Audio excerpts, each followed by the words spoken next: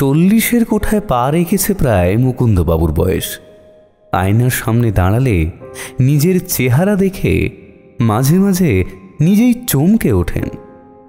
যে চুলে এককালে ঘন কালো ভ্রমরের মতো ঢেউ খেলত, সেখানে এখন ফাঁকা মাঠের মতো টাকের রাজ্য।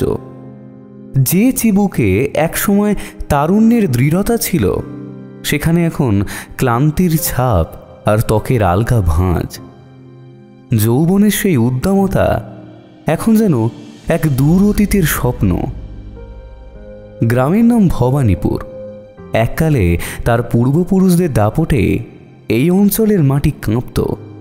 সেই পুরাতন জমি জমার খাজনাতেই তার সংসার বেশ সচ্ছলভাবেই চলে যায়।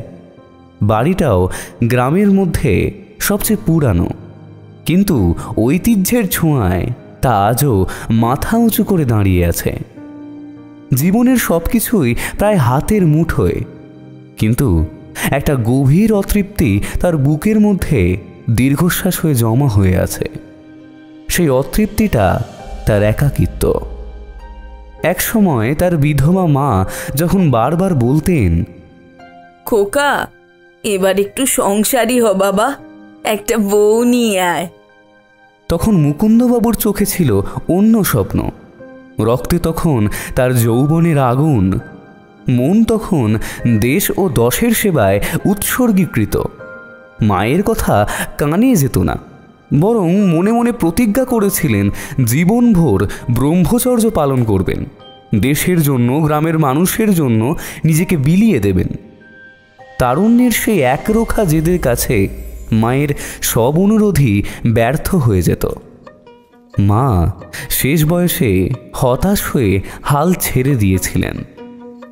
তারপর একদিন মা গত হলেন।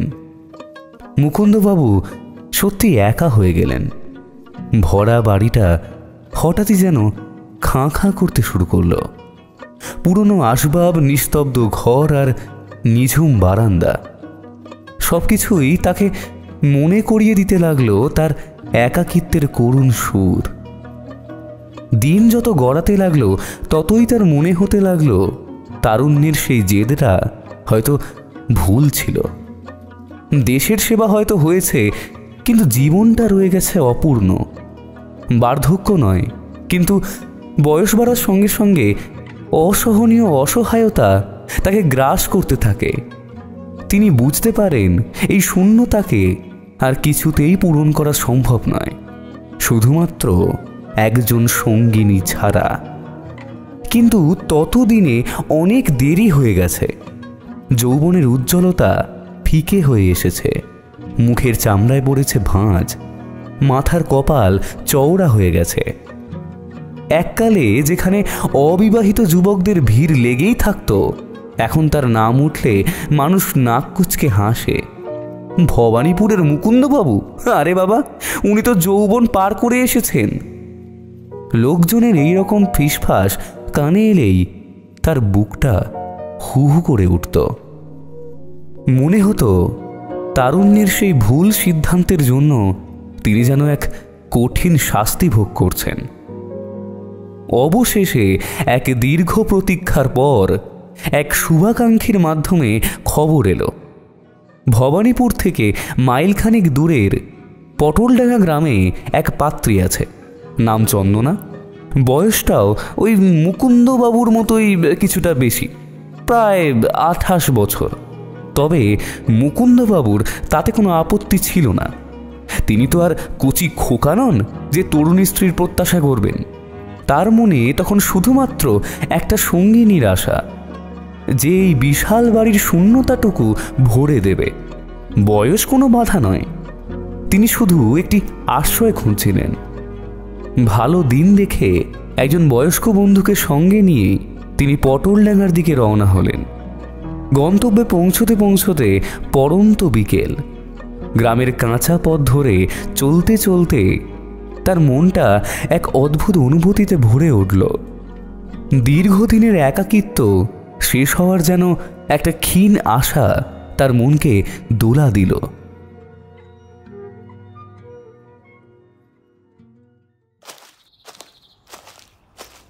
পুরনো ভবনের সামনে এসে থমকে দাঁড়ালেন তিনি। বাড়ির অবস্থা খুব একটা ভালো নয়, ভাঙাচড়া, জরাজীর্ণ। কিন্তু মুকুন্দবাবু তাতে বিচলিত হলেন না। তার কাছে বাড়ির অবস্থা কোনো বিষয় নয়, মনটাই আসল। দরজায় কড়া নাড়তেই একটি মাঝবয়সী মহিলা বেরিয়ে এলেন।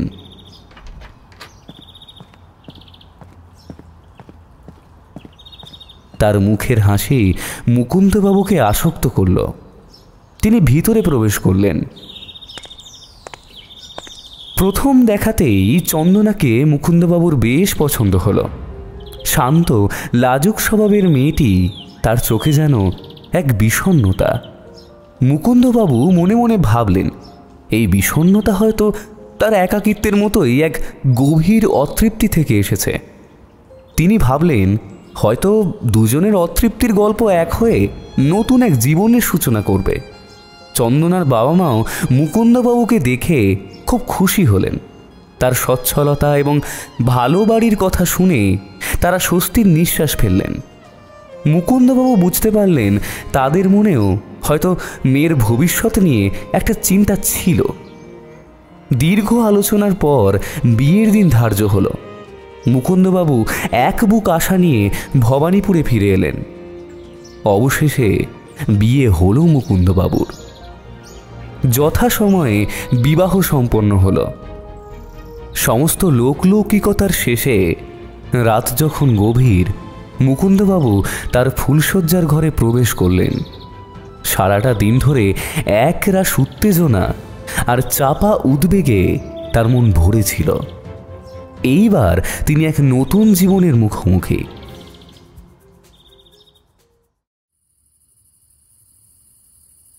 এক অচেনা সঙ্গিনীর সঙ্গে জীবনের প্রথম কথোপকথন শুরু করতে চলেছেন। তার চিরন্তন লাজুক স্বভাবের কারণে অপরিচিতা নারীর সামনে তিনি সবসময়ই কুণ্ঠাবোধ করতেন। আর আজ তো পরিস্থিতি সম্পূর্ণ ভিন্ন। ঘরে মৃদু আলোয় চন্দনাকে দেখতে পেলেন তিনি। সলজ্জ চোখে ঘুমটার আড়ালে সে বসে আছে, তার হাতে একটি গোলাপ। মুকুন্দবাবু কয়েক মুহূর্ত চুপ করে দাঁড়িয়ে রইলেন। ঠিক কী দিয়ে আলাপ শুরু করবেন তা ভেবে পাচ্ছিলেন না। শেষ পর্যন্ত বুকে একটু সাহস সঞ্চয় করে তিনি আলতো পায়ে এগিয়ে গিয়ে খাটের এক কোণে বসলেন।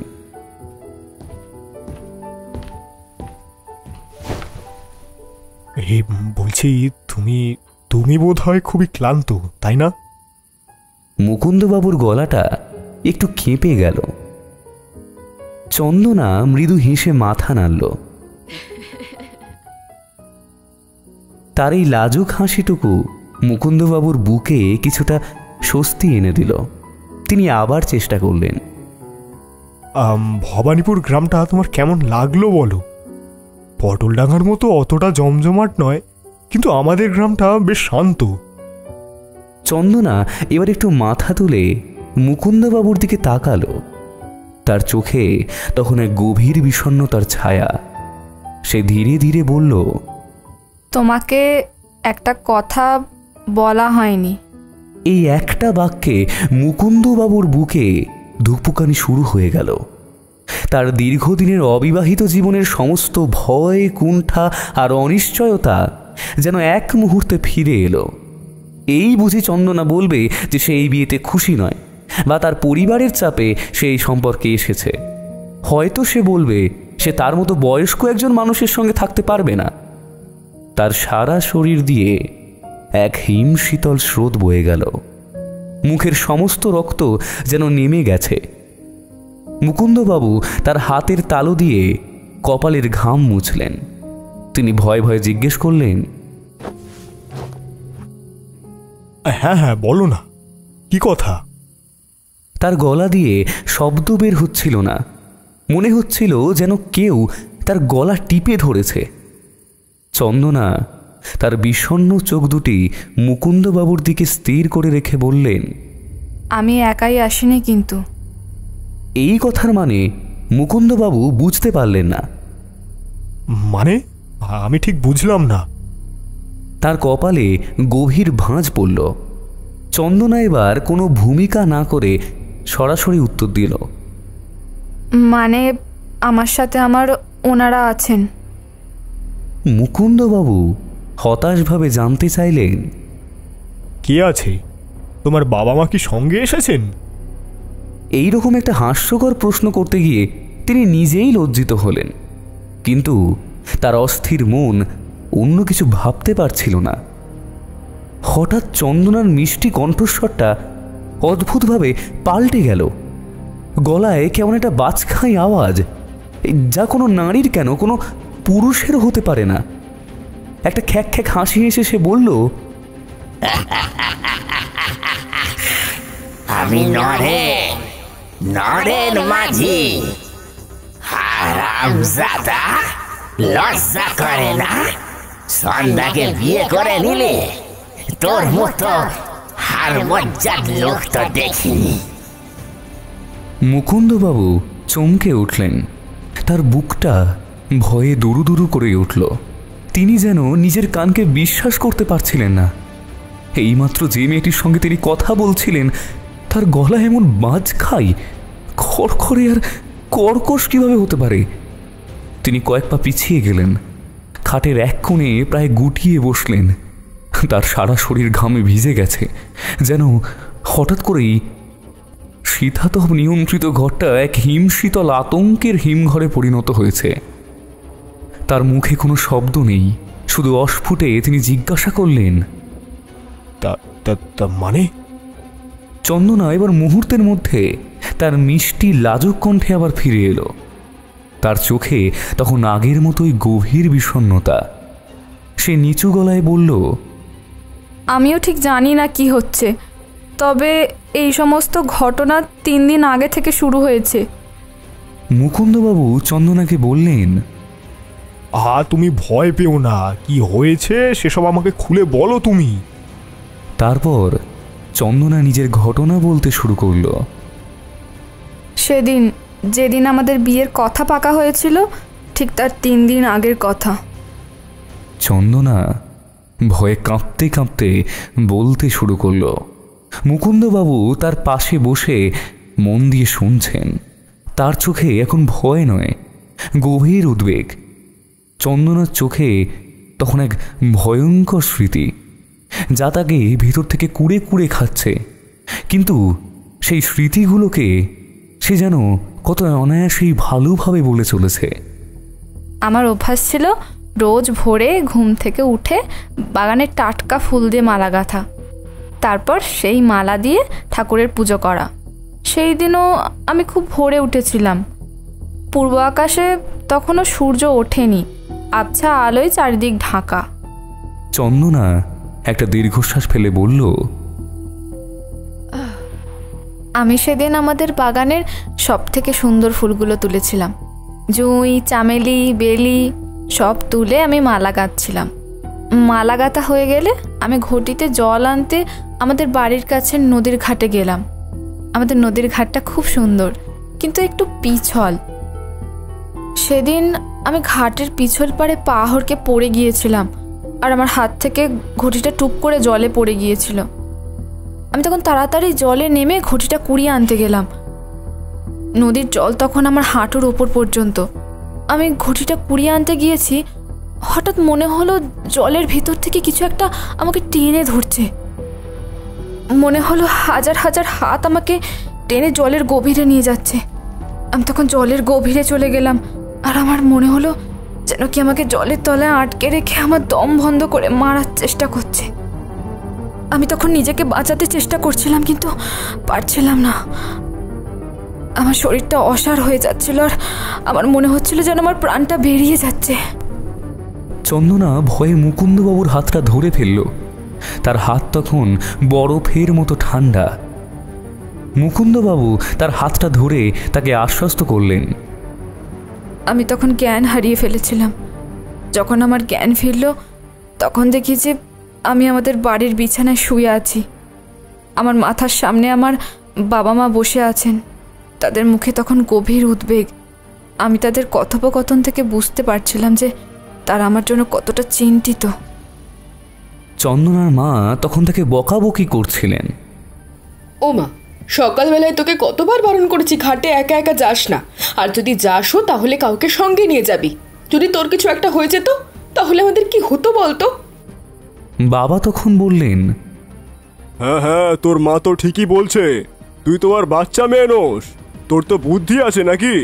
তোর তো বিয়ে ঠিক হয়ে গিয়েছে। আরে যদি তোর কিছু হয়ে যেত তাহলে মুকুন্দ বাবুর কাছে আমরা কি উত্তর দিতাম? আর তখন আমাদেরই বা কি হতো শুনি? চন্দনা তখন বুঝতে পারছিল যে তার বাবা মা তাকে কতটা ভালোবাসে এবং তারা তার জন্য কতটা চিন্তিত। তারা তাকে কোনো আঘাত করতে চায়নি, তারা শুধু তাকে ভালোবাসত। চন্দনা তখন তাদের কথোপকথন থেকে জানতে পারছিল যে সেদিন নদীর ঘাটে তাকে অজ্ঞান হয়ে পড়ে থাকতে দেখা গেছে। তাকে একজন জেলে উদ্ধার করে বাড়ি নিয়ে এসেছিল। তার দেহটা তখন নিস্তব্ধ ছিল, যেন তার মধ্যে কোনো প্রাণ নেই। আমি তখন সব কিছু ভুলে গিয়েছিলাম, কিন্তু সেদিন রাত থেকেই আমার সঙ্গে অদ্ভুত ঘটনা শুরু হয়েছিল। কি অদ্ভুত ঘটনা? মুকুন্দবাবু জিজ্ঞেস করলেন। রাতে আমার খুব খিদে পেয়েছিল। সেদিন আমাদের বাড়িতে মাছ ভাজা হয়েছিল। আমি অন্যদিন খুব একটা খেতে পারি না, কিন্তু সেদিন রাতে আমার এমন রাক্ষসের মতো খিদে পেয়েছিল যে আমি একসঙ্গে 5 টুকরো মাছ খেয়ে নিয়েছিলাম। আমার ঘরের লোকও কিছুটা অবাক হয়ে গিয়েছিল, কিন্তু আমার মা মুচকি হেসে বলেছিলেন, বিয়ের আগে প্রথম প্রথম একটু এরকম হয়, তুই হয়তো একটু চিন্তিত, তাই তোর এমন খিদে পেয়েছে। কিন্তু আমার মনে তখন একটা অদ্ভুত ভয় হচ্ছিল। আমি কেন এমন রাক্ষসের মতো খেয়েছিলাম? আমি তো কোনোদিন এমন করিনি। মুকুন্দবাবু তখন চন্দনার কথা শুনে স্তম্ভিত হয়ে গেলেন। তিনি বুঝতে পারছিলেন যে এই অদ্ভুত ঘটনাগুলো শুধু চন্দনার মনের ভয় নয়, এর পেছনে অন্য কোনো কারণ আছে। সেদিন রাতে যখন আমি ঘুমাতে গেলাম তখন আমার ঘুম ভেঙে গেল। তখন মাঝরাত, আমার বুকটা ধুকপুক করছিল, আর আমার মনে হচ্ছিল যেন কেউ আমার দিকে তাকিয়ে আছে। আমি চোখ খুলে দেখি যে আমি খাটে বসে আছি, আর আর আমার সামনে একটা আয়না আছে। আমি যখন আয়নায় নিজের প্রতিবিম্ব দেখলাম তখন আমি ভয়ে চমকে গেলাম। এই এই কি দেখলে তুমি? মুকুন্দবাবু জিজ্ঞেস করলেন। আমি দেখি যে আয়নায় আমি নেই, আমার জায়গায় একটা লোক বসে আছে, একটা পুরুষ মানুষ, যার বড় বড় চুল, দাড়ি আর গোঁফ। তার চোখ দুটো যেন কোটর থেকে বাইরে বেরিয়ে আসছে, আর মুখে একটা পৈশাচিক হাসি। সে আমাকে ভয় দেখাচ্ছিল। আমি তখন ভয়ে চিৎকার করতে গিয়েছিলাম, কিন্তু আমার গলা থেকে কোনো শব্দ বের হলো না। সেই সময় আয়নার ভিতর থেকে ওই পুরুষ মানুষের প্রতিবিম্ব আমাকে বলল, তুই ভয় পাস না, আমি তোর কোনো ক্ষতি করব না। আমি যার সঙ্গে তুই বিয়ে করেছিস, তুই মুকুন্দ, তাকে আমি ছাড়ব না। তুই যদি বাড়াবাড়ি করতে শুরু করিস তাহলে কিন্তু আমি তোকেও ছাড়ব না। আমি তখন বুঝতে পারিনি এটা কে, কিন্তু এর কথা শুনে মনে হলো এর সঙ্গে তোমার কোনো শত্রুতা আছে। মুকুন্দবাবু তাকে আশ্বস্ত করলেন এবং শুয়ে পড়তে বললেন। রাত যত গভীর হচ্ছে মুকুন্দবাবুর চোখে ততই ঘুম উধাও। বিছানায় তিনি চন্দনার পাশে শুয়ে আছেন বটে, কিন্তু তার মন জুড়ে তখন হাজারো চিন্তা। নরেন জেলের সেই বাজখাই কণ্ঠস্বর, চন্দনার অসহায়তা আর এক অজানা ভয়ের শীতল অনুভূতি তার মনকে আচ্ছন্ন করে রেখেছে। তিনি বারবার পাশ ফিরে শুচ্ছেন, কিন্তু ঘুম আসছে না। এই মুহূর্তে তার মনের মধ্যে একটাই প্রশ্ন, এই নরেন মাঝি কে, আর সে কেন তার জীবনকে নরক করে দিতে চাইছে? তিনি এও ভাবছিলেন চন্দনার সঙ্গে কি নরেন জেলের কোনো সম্পর্ক ছিল? কেন নরেন চন্দনার দেহেই আশ্রয় নিয়েছে? মুকুন্দবাবু চন্দনাকে জিজ্ঞাসা করতে পারতেন না, কারণ তিনি ভয় পাচ্ছিলেন যে আবার সেই কর্কশ কণ্ঠস্বর শুনতে হবে। তিনি তার জীবনের সবচেয়ে ভয়ঙ্করতম রাত কাটাচ্ছেন।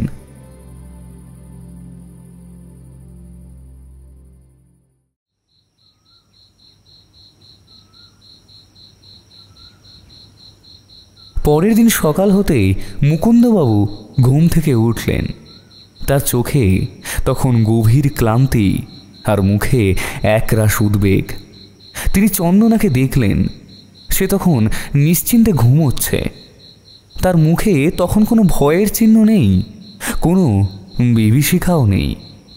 মুকুন্দবাবু তখন ভাবলেন হয়তো রাতের ঘটনাটা একটা দুঃস্বপ্ন ছিল, কিন্তু তার মনে তখন একটা অদ্ভুত ভয় কাজ করছিল। তিনি চন্দনাকে ঘুম থেকে না তুলে তাড়াতাড়ি ঘর থেকে বেরিয়ে এলেন। তিনি তাড়াতাড়ি তাদের গ্রামের কোণে থাকা পেঁচুরাম তান্ত্রিকের বাড়ির দিকে রওনা হলেন। পেঁচুরাম তান্ত্রিকের বাড়িটা ছিল একটা ছোট্ট কুঁড়ে ঘর, যেখানে একটা বেল গাছ আর একটা তুলসী মঞ্চ ছিল। গ্রামের অনেকেই পেঁচুরামকে বিশ্বাস করত না, বরং ঠকজোচ্চর ভাবত। আবার অনেকে তাকে খুব বিশ্বাস করত। মুকুন্দবাবু জানতেন যে পেঁচুরাম তান্ত্রিক কোনো কাজের মানুষ নয়, কিন্তু নাই মামার থেকে কানা মামা ভালো, এই কথা ভেবেই তিনি তার কাছে এসেছিলেন, যদি কোনো সমস্যার সমাধান হয়। পেঁচুরাম তান্ত্রিক তখন তার ঘরের সামনে বসে তার পুরনো দিনের কিছু বই পড়ছিলেন। মুকুন্দবাবুকে দেখে তিনি অবাক হয়ে গেলেন। মুকুন্দবাবুকে তার কাছে আসতে দেখে তিনি জিজ্ঞেস করলেন,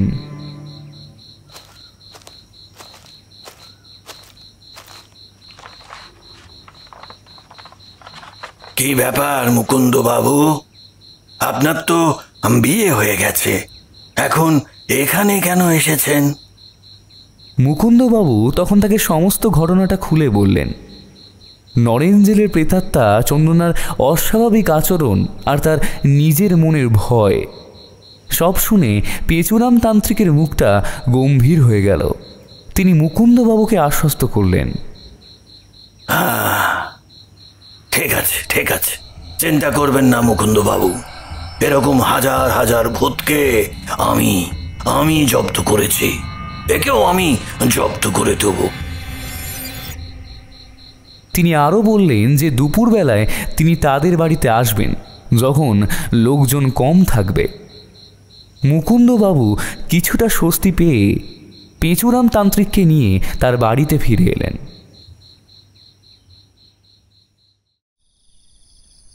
দুপুরবেলায় যখন মুকুন্দবাবুর বাড়িতে লোকজন কম ছিল, তখন পেঁচুরাম তান্ত্রিক এসে উপস্থিত হলেন। মুকুন্দবাবু তাকে চন্দনার ঘরে নিয়ে গেলেন। চন্দনা তখন খাটে বসেছিল।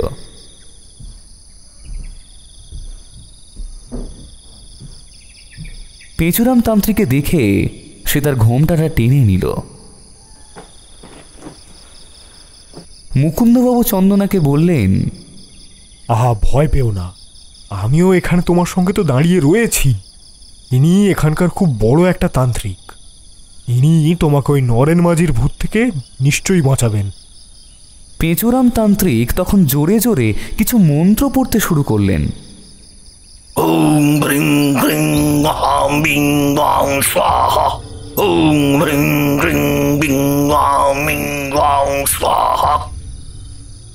তিনি তার গলার রুদ্রাক্ষের মালা আর হাতে একটা কাঁচের বোতল ধরে রেখেছিলেন। তিনি মন্ত্র পড়তে শুরু করলেন, আর তার চারপাশে যেন একটা অদ্ভুত শক্তি কাজ করে চলেছিল। প্রথমে চন্দনা ঠিকঠাকই বসে রইল, কিন্তু তারপর তার আচরণ বদলাতে শুরু করল।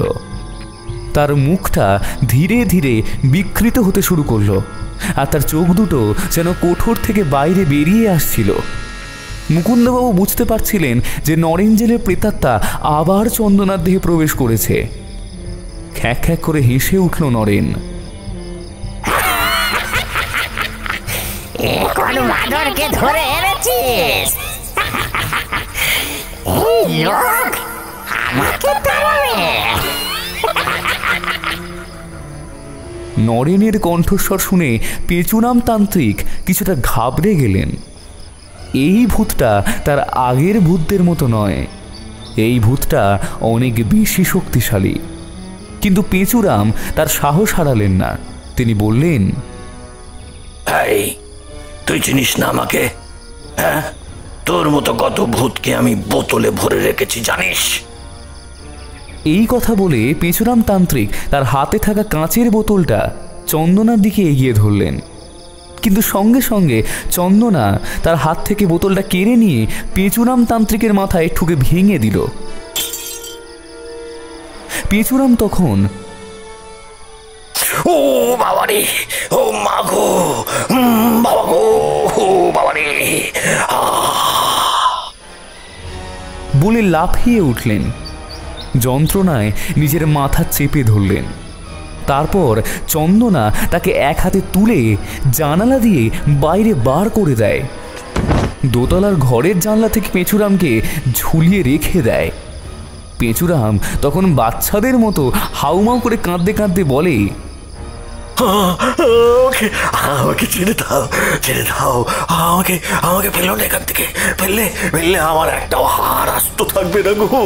এই এই এই এই আমি দিব্যি কেটে বলছি, এই দিব্যি কেটে বলছি, আর কখনোই কখনোই তল্লাটে আসবো না গো।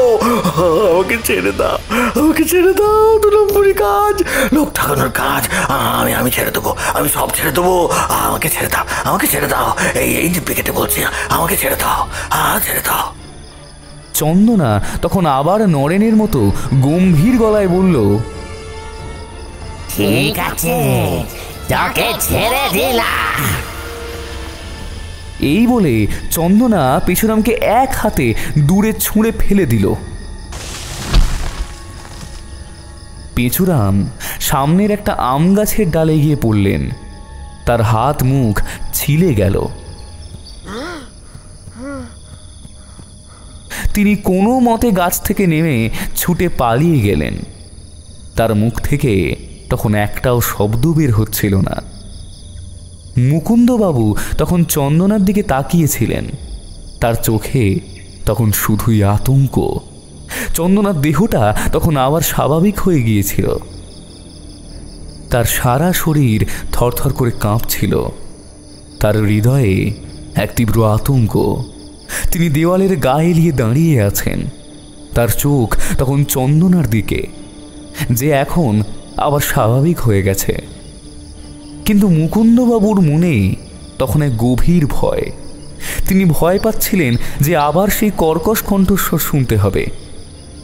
কিছুক্ষণ পর চন্দনার দেহটা আবার অস্বাভাবিক হয়ে উঠল। তার মুখটা বিকৃত হয়ে গেল, আর তার চোখ দুটো যেন কোঠর থেকে বাইরে বেরিয়ে আসছে। সেই বাজখাই কর্কশ কণ্ঠস্বরটি আবার গম গম করে উঠল, তুই আমাকে চিনিস না? আমি তোরে চিনি। তোর জন্য আমি তোর বউয়ের শরীর দখল করেছি। এবার দেখ দেখ আরো কি কি করি। মুকুন্দবাবু ভয়ে ভয়ে বললেন, এসব করে তুমি কি পাচ্ছ? তুমি আমাকে ছেড়ে দাও। তুমি কেন এসেছো সেটা বলো। কণ্ঠস্বরটি হেসে উঠল।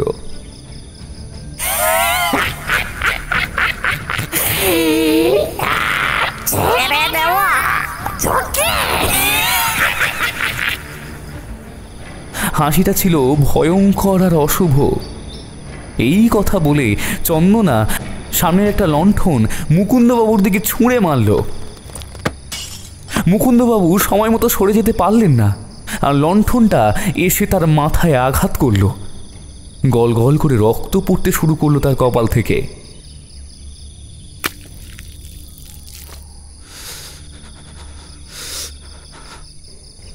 বলে শব্দ করে হাঁটু মুড়ে বসে পড়লেন। তার মনে হলো যেন তার প্রাণটা দেহ থেকে বেরিয়ে যাচ্ছে। ঠিক তখনই আবার নরেনের কণ্ঠস্বর শুনতে পেলেন তিনি। হচ্ছে, কষ্ট হচ্ছে তাই না? এ থেকে অনেক বেশি কষ্ট আমি পেয়েছিলাম যখন জলে ডুবে গিয়েছিলাম তোর, হ্যাঁ, একমাত্র তোর জন্য। মুকুন্দবাবু তখন কিছু বুঝতে পারছিলেন না। তিনি ভাবছিলেন, আমার জন্য কেন? আমি তার কি ক্ষতি করেছি? কিন্তু নরেন তখন কোনো উত্তর দিল না। সে মুকুন্দবাবুকে আরো ভয় দেখিয়ে বলল, আমার হাত থেকে এত সহজে তোর নিস্তার নেই।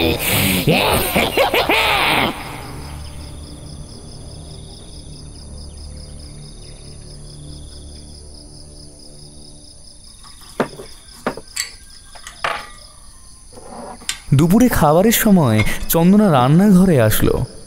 কচি পাঁঠার ঝোল মুকুন্দবাবু কোনো মতে মুখে দিলেন, কিন্তু তার প্রাণ যেন দেহ থেকে বেরিয়ে আসতে চাইল। এত ঝাল যে তার চোখ দিয়ে গল গল করে জল পড়তে শুরু করলো। ঠিক তখনই চন্দনার গলায় আবার নরেন বলে উঠল,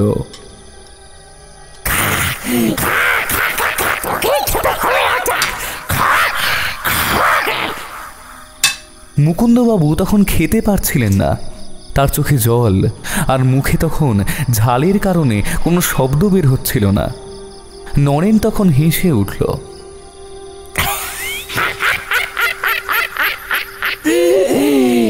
কেমন লাগছে?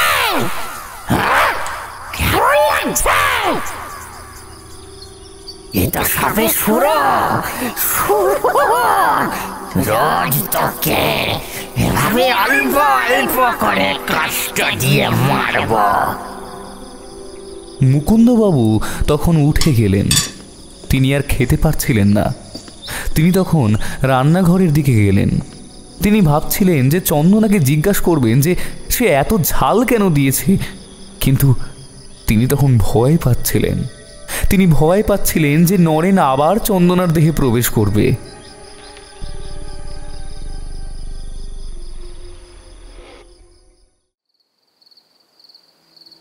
সেই রাতে মুকুন্দবাবু আবার ঘুমোতে পারলেন না।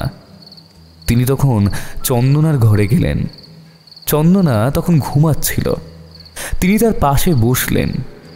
তিনি তার দিকে তাকিয়ে রইলেন। তিনি ভাবছিলেন যে তিনি কিভাবে তাকে এই নরেনের প্রেতাত্মা থেকে বাঁচাবেন। তিনি তার হাতটা ধরলেন। চন্দনার হাতটা তখন বরফের মতো ঠান্ডা ছিল। মুকুন্দবাবু তখন চন্দনাকে জড়িয়ে ধরলেন। তিনি ভাবছিলেন যে তিনি তার পাশে আছেন এবং তিনি তাকে এই নরেনের প্রেতাত্মা থেকে বাঁচাবেন। হঠাৎ চন্দনা মুকুন্দবাবুকে জড়িয়ে ধরল। তার চোখটা তখন খুলল। তার চোখ দুটো যেন কোঠর থেকে বাইরে বেরিয়ে আসছিল। নরেনের কণ্ঠস্বর তখন আবার শুনতে পেলেন মুকুন্দবাবু। তার মুখে একটা বিকৃত হাসি।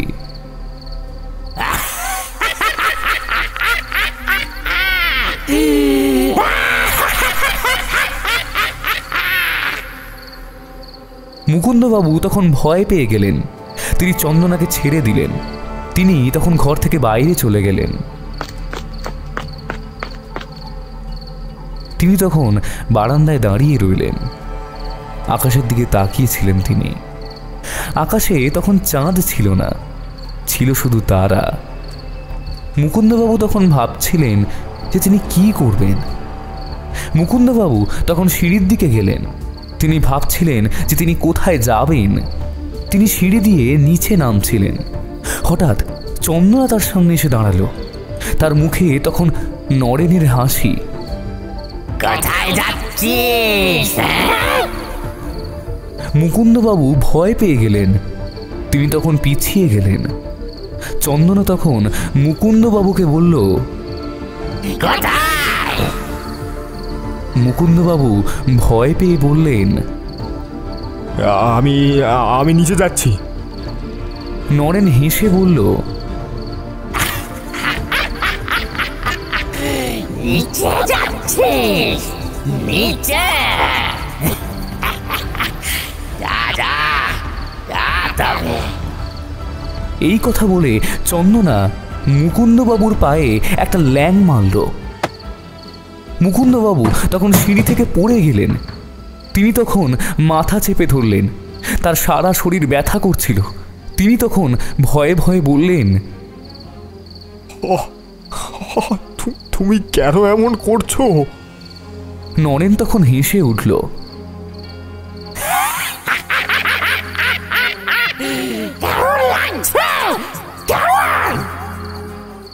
মুকুন্দবাবু তখন তার কাছে গিয়ে তার হাতটা ধরলেন। ভাবলেন তিনি কথা বলে চন্দনাকে ফিরিয়ে আনার চেষ্টা করবেন, কিন্তু চন্দনার গায়ে তখন অমানসিক শক্তি। সে মুকুন্দবাবুর হাত এমন করে পিছনে পেঁচিয়ে ধরল যে তার হাত মচকে গেল। খালি হাড় যে ভেঙে যায়নি তাই ভাগ্য। মুকুন্দবাবু আর এই কষ্ট সহ্য করতে পারছিলেন না। নরেনের উপদ্রব তার মন এবং শরীরকে সম্পূর্ণভাবে ক্লান্ত করে তুলেছিল। তিনি অঝরে কাঁদতে শুরু করলেন। তার চোখের জল গাল বেয়ে টপ টপ করে পড়ছিল। হতাশ কণ্ঠে তিনি বললেন,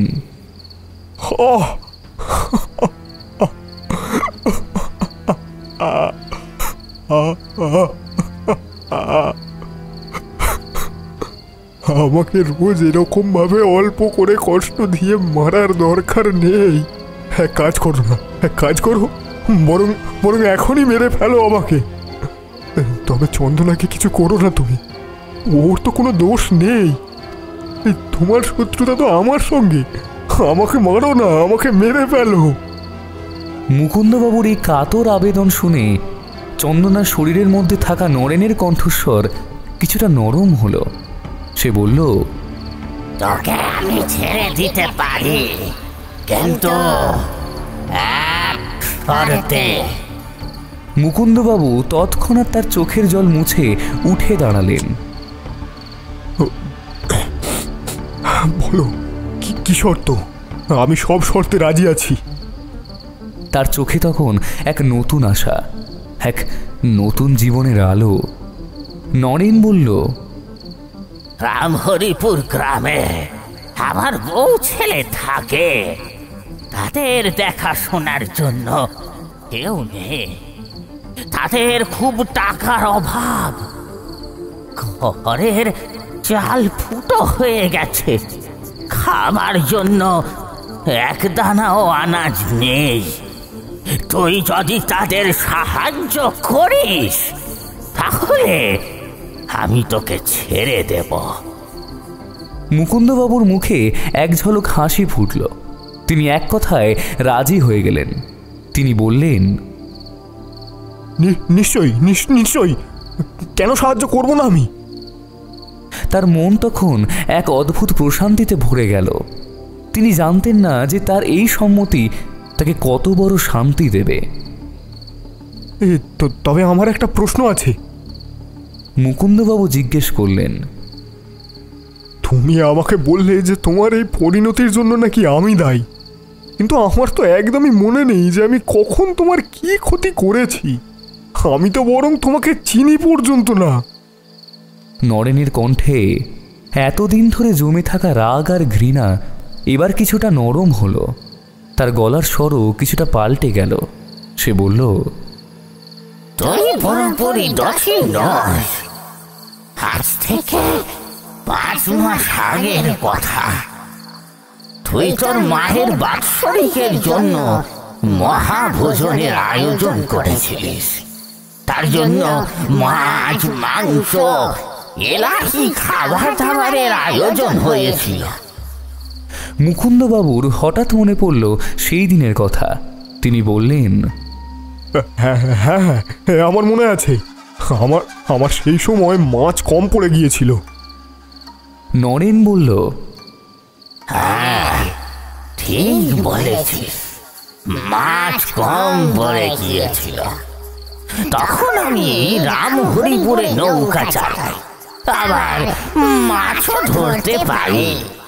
তোকে বাড়তি মাছের জোগানের দায়িত্ব আমার কাঁধে পড়েছিল। আমি সেই মতো মাছ ধরতে যাই। মাছ ধরতে গিয়ে আমার জাল নদীর নিচে এক পাথরে আটকে যায়। সেই জাল ছাড়াতে আমি যখন জলে ডুব দিই, তখন জালের সঙ্গে আমিও জড়িয়ে পড়ি, আর কিছুতেই উপরে উঠে আসতে পারি না। এভাবে জলের নিচে দম বন্ধ হয়ে মারা যাই আমি।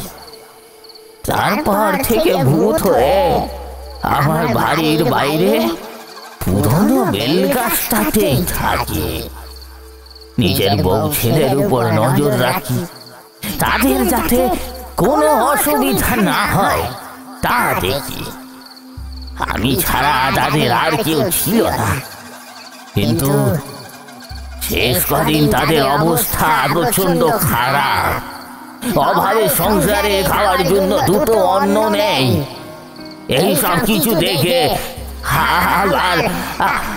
আমার প্রচন্ড রাগ হয়, আর বারবার মনে হতে থাকে যদি যদি আমি বেঁচে থাকতাম তাহলে ওদের মুখে দুটো অন্ন তুলে দিতে পারতাম।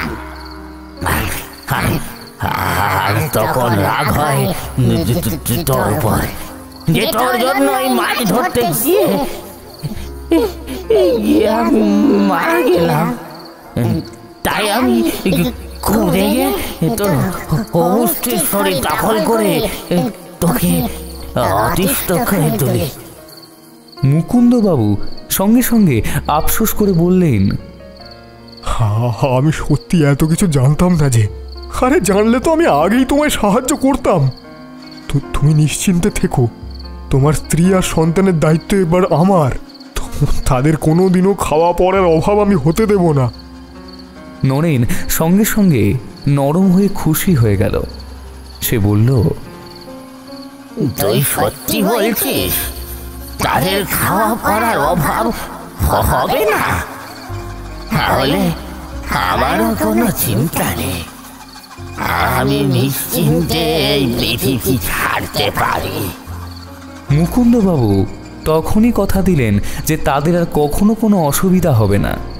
তারপর নরেন বলল, তবে আমিও তোকে ছেড়ে দেব, তোকে আর জ্বালাবো না,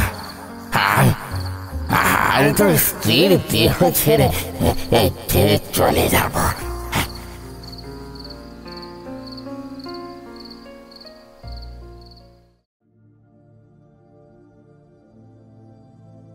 পরের দিন সকালে মুকুন্দবাবু আর চন্দনা দুজনে মিলে রামহরিপুর গ্রামে নরেনের বাড়িতে গেলেন। সঙ্গে নিলেন কিছু মজুর। তারা সঙ্গে সঙ্গে নরেনের বাড়ি মেরামতির কাজ শুরু করে দিলেন। ঘরের চালের ফুটো ঠিক করা হলো, দেয়াল মেরামত করা হলো, আর মেঝে পরিষ্কার করা হলো। নরেনের স্ত্রী আর ছেলেমেয়েরা তখন অবাক হয়ে মুকুন্দবাবুর দিকে তাকিয়েছিল। তারা বিশ্বাস করতে পারছিল না যে তাদের জন্য এত কিছু করা হচ্ছে। মুকুন্দবাবু নরেনের পরিবারের কাছে ক্ষমা চাইলেন। তিনি বললেন,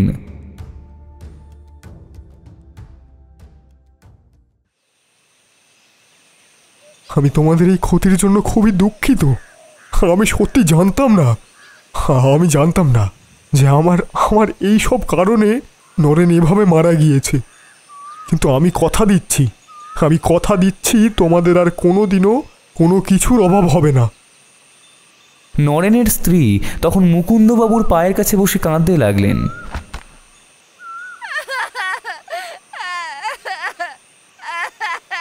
মুকুন্দবাবু তাকে তুলে ধরলেন। তিনি বললেন, আমি তোমাদের পরিবারের একজন সদস্য, তোমাদের কোনোদিনও একা থাকতে দেব না আমি। গ্রামের লোকেরা তখন মুকুন্দবাবুকে বাহবা দিতে লাগলো। তারা বলতে লাগলো,